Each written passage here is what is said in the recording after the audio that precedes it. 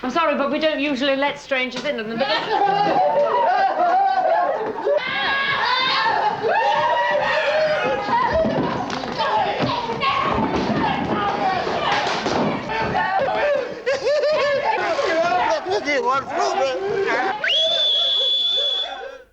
Was that the withdrawal of the film successful in stopping those threats?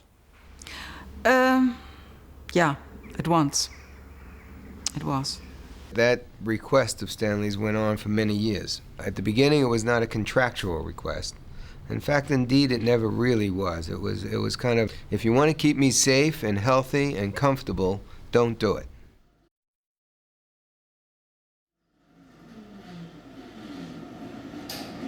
When he read over and over how few films he made, he would have been very depressed. He said, yes. I think Stanley was always had great problems in finding material that he wanted to do. I mean, I think that, he spent a lot of time on films he didn't make, as we all do, of course. But in particular, I think, he wanted to make a film about artificial intelligence, and he struggled to do that for a long, long time. He did find a short story of mine, which had appeared originally in Harper's Bazaar in 1969, I think. Super Toys Last All Summer Long. And for some reason, Stanley got really hooked on this little story. And so we talked about this, and Stanley eventually said, I can't think why I can't quite get to grips with this story. I think I would think more creatively if I could buy it from you. Well, actually, Naive is my middle name. I didn't really want to send it to him. But eventually I did. Wiser counsels prevailed, as they say. And so he took this story over, and then he said, well, let's work on it together and make it into a movie. We who were involved in the AI project really thought that it was Stanley's primary ambition was to make this particular very ambitious science fiction epic about robot intelligence. He said to me once, how can I make a movie that would gross as much as Star Wars and yet allow me to retain my reputation for social responsibility? Again, it's actually a funny line. It's a Kubrick line. He's not serious, he's not joking, he's a bit of both. It was rather like piling up a castle of bricks, the story. And usually at about 5 o'clock in the afternoon, Stanley would discover some tiny hairline loophole in the plot, which he would immediately widen into a giant crevasse. Then the castle of bricks was kicked right over. I would be filled with despair, try to put it back together again. He had a contempt for narrative. I was kind of hooked on narrative. But he said to me, forget it. All you need for a movie is 6 or 8 non-submersible units. This was his phrase, non-submersible units. And once you've heard this, you see how 2001 is constructed of non-submersible units. And I thought that was very, very impressive. So I also scrapped narrative. And we had got, I believe, 3 non-submersible units. But at this point, enter Pinocchio. Oh God, Pinocchio and the Blue Fairy. I've wanted Stanley to create a great modern myth.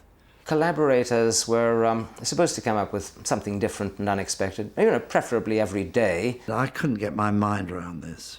Normally you start writing a story or a book and you continue it for a while, but this was like starting to write a complete new short story every morning and then tearing it up in the evening. We agreed to part, and Stanley then lit another cigarette and turned his back on me, and that was it.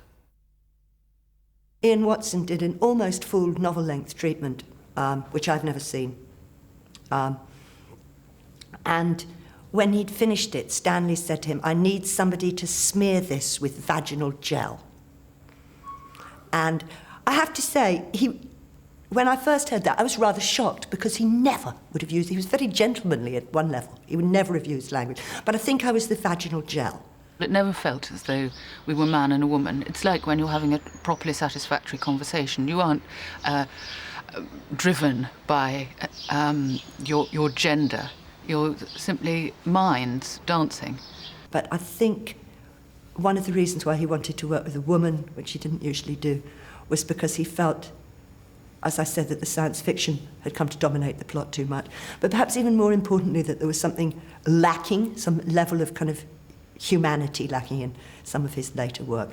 A very great deal of time was spent, as it were, skirting round some phenomenon that one didn't know what it was, as though there was something very important in the room, let's say an elephant under a cloth, but one wasn't allowed to tweak the cloth. One had to guess what was the thing under the cloth. Collaborators tend to get a bit unhappy when suddenly Stanley either decides that they're not performing properly or their particular role has come to an end. Stanley has focused upon them so much, and, not in an artificial way, but in a totally genuine, full rapport way, that when there's stops, they feel as though they have been abandoned, thrown out into the street. He was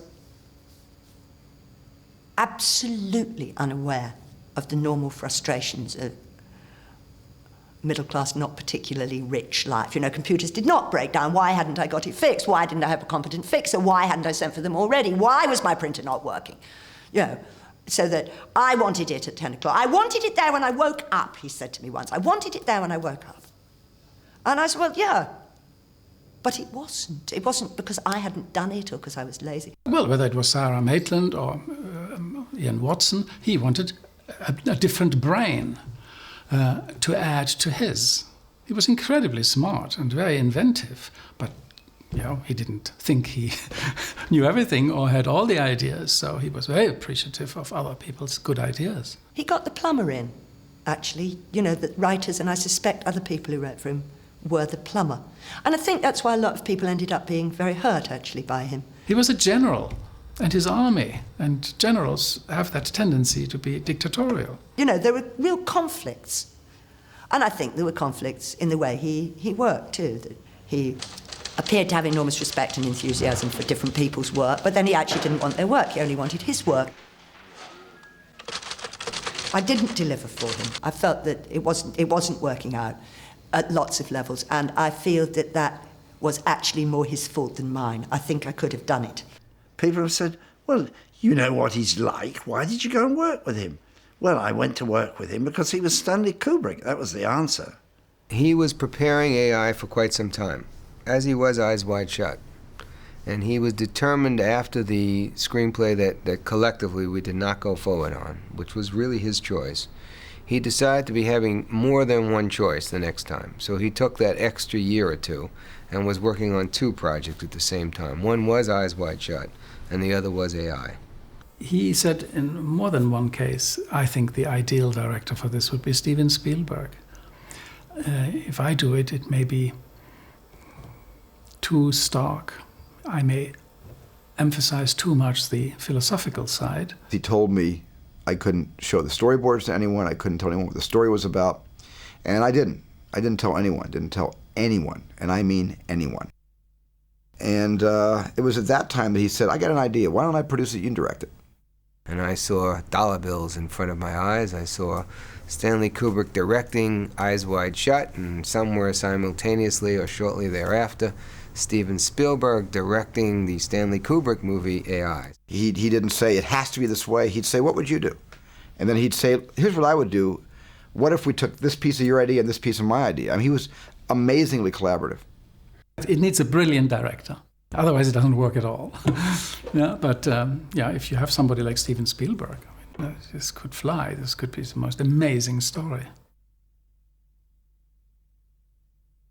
You're asking what it was in Stanley that gave him that authority, and I would just say that he had it like a divine, like he had it because he didn't work in an area where he felt he knew less than anybody else. He worked where he felt he knew more. He could come in the set after lunch and say, who's messed with the light? And Larry, the cameraman, would say, no, nobody messed with the light, Stanley. Yeah, it's not the same. It's not the same. And Larry would go to each electrician, there are 4 electricians, say, is your dimmer in the same place? Yes, on the same place. Is your dimmer? Yes. Yes, your dimmer? Yeah. Stanley would say, get the meter out. Get the meter out. And it was an 1/8 of a stop different or something. But he just had, he could tell it. Every film he's ever made, the craft is impeccable. The dolly shots, the crane moves, the zooms on Barry Lyndon, the framing, the lighting, the hot windows as backlight. You know, there's the compositions. I mean, the exact compositions. You had to hit your mark precisely to please Stanley so he'd get his painting, the painting he was putting on canvas for you to appreciate. It had to be perfect. His choice of lenses, his Steadicam work in latter year films, impeccable, the best in history. His method was to come onto a set, which of course he had carefully planned, and look at it. And it wasn't until he saw it that he knew what he could do with it. The thing that I've learned from Stanley technically is how to shoot things in masters. How to trust the audience to be the film editor sometimes, and how to trust the audience to decide who they want to look at and when. You can look at Stanley's films and say, there's a cool theatricality here that I admire but don't particularly respond to emotionally. Now, if you're saying, in order to do that, was there some spontaneity that got missed? Perhaps. I don't know. But in Stanley's opinion, and most of the world's, the trade-off was more valuable. That what he got by creating this architecture in a very studied way was preferable to the slightly more spontaneous, closer to reality behavior, let's say, that you see in most other movies.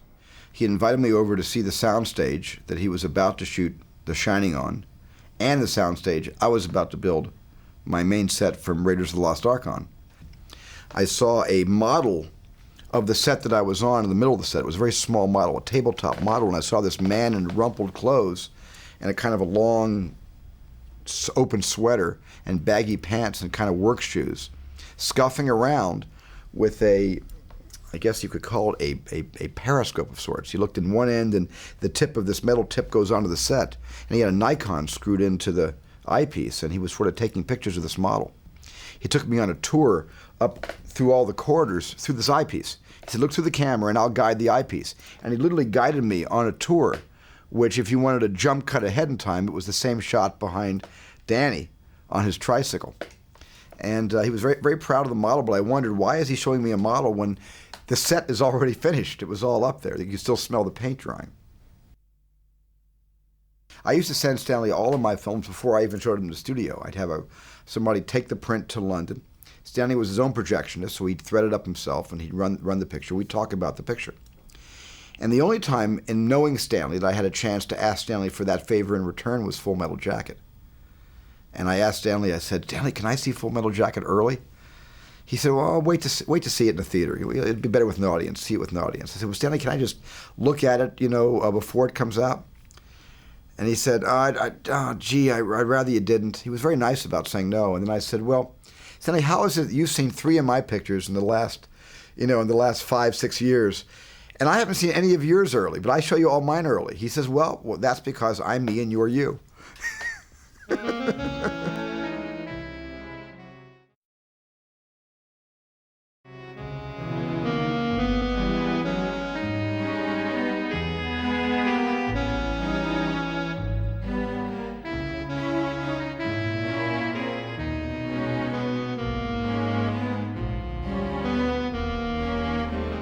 I read the script and flew immediately to where he was, to his property, and I landed on his property in this helicopter. And I said, look, I'm sorry about this, but otherwise it's a 6-hour drive, and I've got, my babies are here, and Nick, and I couldn't figure out another way how to get there quickly and then get back. And of course, he'd set up the landing pad, and I remember the helicopter coming in onto his property, and he'd given me the GPS coordinates to give to the pilot, and sent me a diagram of where he wanted me to land the airplane, the helicopter. And I remember just landing in, and there he was, just waiting just alone in the garden as it came down. And the helicopter came down, and we discussed the helicopter and what kind it was and how many hours that I'd flown in these helicopters. And he walked me around the grounds, and I just remember thinking, this guy's kind of a magical, wonderful guy. He wanted to make this film at one point in his life. I don't think with his age. No.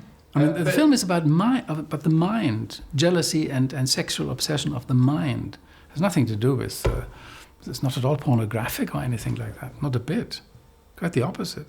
So we discussed the script, and he wanted to know what, I can't even remember what I said about it, just different story points of did I understand this and was I confused about anything. But he first allowed me to talk. He didn't, probe, really.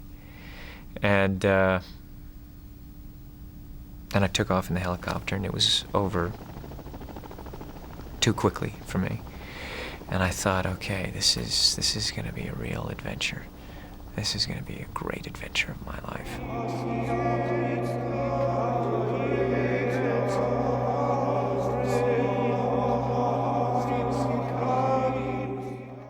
He wanted me to guess by whom it was, and about 2 days in, I did, but I didn't want to sort of spoil the fun. So we did a little bit of speculation. To make a film about that seemed so unattractive to me that whenever he brought it up, I said, I hate that book, get it, put it away. And he was particularly angry that I hated it and said, why, I would like to know why you hate that book so much. So it's one of those conversations. The story at that point was very clearly about the mutual manipulation of jealousy, which is torture. It's what we can do to one another in the most intimately painful way. And it's clearly quite obvious that if you're dealing with erotic entanglement, there is a compulsion to hurt that lies very close to intense involvement. But the themes are universal when you look at jealousy, obsession, fantasies, sex. I mean, it's every individual understands this, and some people don't want to ever feel like they have fantasies or that it's the devil or it's bad. And I, right away when I read the script, you're thinking, okay, Nick and I are going to make this together. We could invest aspects of our own relationship into this and our own understanding into these characters. Even though Stanley would say, well, that's just an added bonus, that was definitely something that he counted on and wanted, but never abused that at all, ever, not once. As an actor, you set up, there's reality and there's pretend, and those lines get crossed, and it happens when you're working with a director that allows that to happen. And it's a very exciting thing to happen. It's a very dangerous thing to happen. In the acting scenes, he worked in a way I understood very well, which is a kind of feel your way through it as you go. You have the boundaries of the scene in your head, as he did. But then he sort of gives you a little push off and sees where you go. And then he starts to correct it slowly, and then he records it on video with the tap. He wouldn't film it sometimes. He would record it on video. Then he would show it to us. I'd sit here, Tom would sit here. He would go through it, freeze the frame, and say, see that when you turned your head like that? He will change this. Or at the end of a take, he'd say, okay, Sidney, come here. I'd come and I'd sit down. He wouldn't say anything to Tom. Then he would go through it with me. Or, okay, Tom, come here. Let's watch this. Stanley would say, look, we got to earn every scene with this character, every single moment with this character. And he knew that, in times when I'd just get frustrated with myself and that at times that we couldn't get it, you know what I mean? And it was just like, fuck.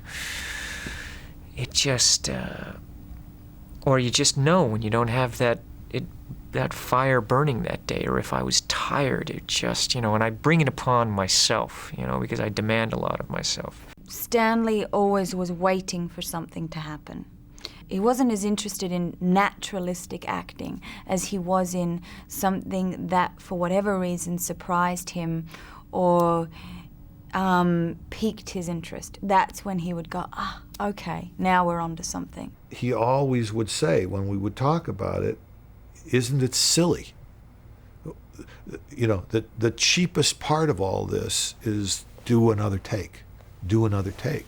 You've spent millions of dollars preparing and building sets, hiring people, doing costumes, and months writing a script, years sometimes.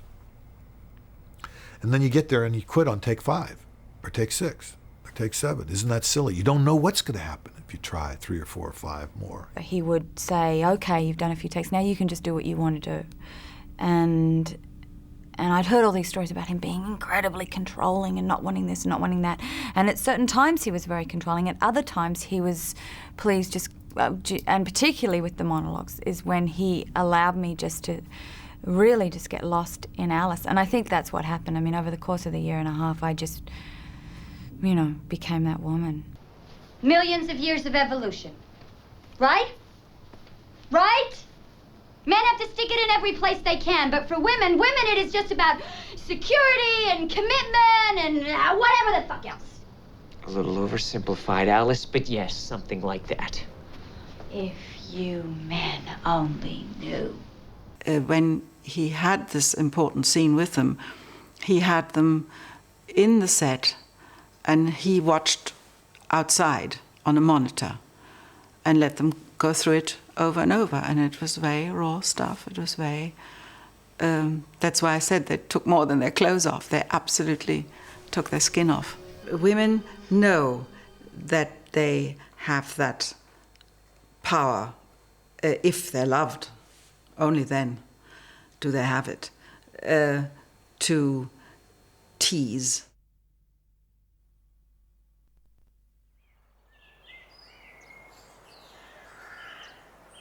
I think it was a very good film for an older person to make with quite a lot of hindsight. And you become softer and more honest with yourself as you grow older. And I think that Stanley was much more pessimistic, much more cynical as a very young man. I think most of us become nicer when we're older, more even more mellowed. And he certainly was more optimistic than I sometimes was. He would be able to talk me out of any depression very quickly. He was very positive and incredibly not judgmental. He's often spoken of as this very severe thing. I never experienced him. I mean, we had the usual household nonsense and quarrels over should the dog be fed this or not, trivia. But we didn't have serious rows. And I think the overriding feeling he gave his family and other people is how very entertaining Stanley was. I think he was I was the best entertained woman ever. And I think I was also the best loved one. So I feel very alone now. The difficulties of accepting the reality of his death is it's very hard to feel that he isn't going to suddenly phone up. I've got it when I'm here. When I'm here, it's so different. The reminders of his not being here are so clear. I spent weeks practically the whole time since he died having to deal with issues and matters to do with him not being there. But when I'm home, life is, everything is the same. So it's really hard to accept that the phone isn't going to ring or he's going to fax me. And I can't get rid of his fax number on, I have a computer with a phone book in it. And I can't bring myself to erase him. Just those things. It's so hard to believe he isn't on the end of a line somewhere. For me, Meal times were always amazing because it would consist of, you know, what are you doing? How are the boys? Did you hear? Did you know some incredible juicy piece of gossip that he'd picked up? And how do you figure out such and such? And when he left, when the mealtime was over, you invariably had laughed, learnt something, had to think about something more deeply than you might otherwise have done, thought, okay, I'll deal with that in the morning. And the other thing is that when you have a problem and you think, oh, I'll call Daddy and he can tell me, can't do that anymore. I didn't believe it. And I didn't want to believe it because it just seemed wrong. Didn't seem like the right time. He seemed to have too many other things to do and say. And it's still very, sorry.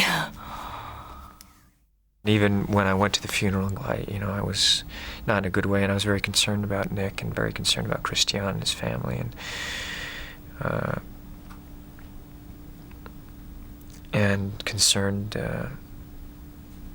about the movie, because I know what it meant to him and what it meant to me, and my wife, my co-star, my love, and I still even went to the funeral thinking, somewhere it was, it was ridiculous because somewhere still inside I thought, and Nick and I were talking, that it's not true. Somewhere deep inside I wanted to believe this is not true, that I'm going to go and I will show up at the house and he will be there.